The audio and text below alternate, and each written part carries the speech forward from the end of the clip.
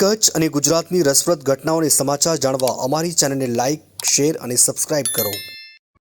આજરોજ ભુજ નગરપાલિકા મધ્યે કારોબારી સમિતિની અમારી બેઠક થઈ.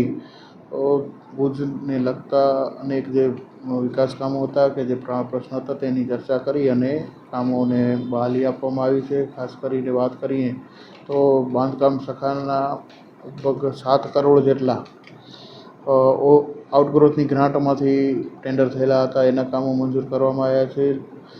50 લાખ જેટલા 15 નાણાપંચની ગ્રાન્ટમાંથી કામ હતા એની બહાલી આપવામાં આવી છે અને લગભગ 1.5 કરોડ જેટલા ધારાસભ્યશ્રી અને એમપીશ્રીની ગ્રાન્ટમાંથી જનભાગીદારીના જે કામો હતા એને મંજૂરી આપવામાં આવી છે. 25 લાખ જેટલા આપણે પેચવર્કના કામો છે. તેવી જ રીતે પાણી પુરવઠા શાખાના 35 લાખ જેટલા જે વિસ્તારોમાં પાણી નથી પહોંચતું, નવી સોસાયટીઓમાં કનેક્શન આપવાના છે કે એ રીતના લગભગ કામ લેવામાં આવ્યા છે.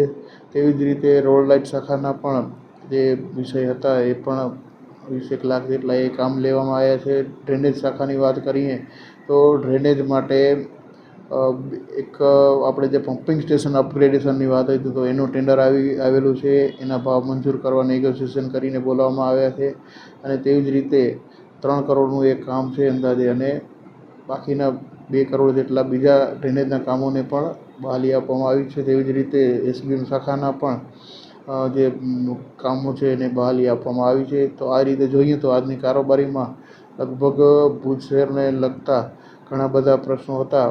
એના માટે સંપૂર્ણપણે સુઆયોજન કરી અને કામો આપણે બહાલી આપી છે અને ખાસ કરીને જે કૃષ્ણાજી પુલનો વિષય હતો તો કૃષ્ણાજી પુલનો ટેન્ડર પણ આજે ખોલી નાખવામાં આવ્યો છે અને કેશવ કન્સ્ટ્રક્શન પાર્ટીને ટેન્ડર લાગ્યું છે. ભાવ થોડા અબો છે તો એમને નેગોશિએશન બોલાવી અને એનો નિર્ણય આવતીકાલ સુધીમાં અમે લઈ લઈશું.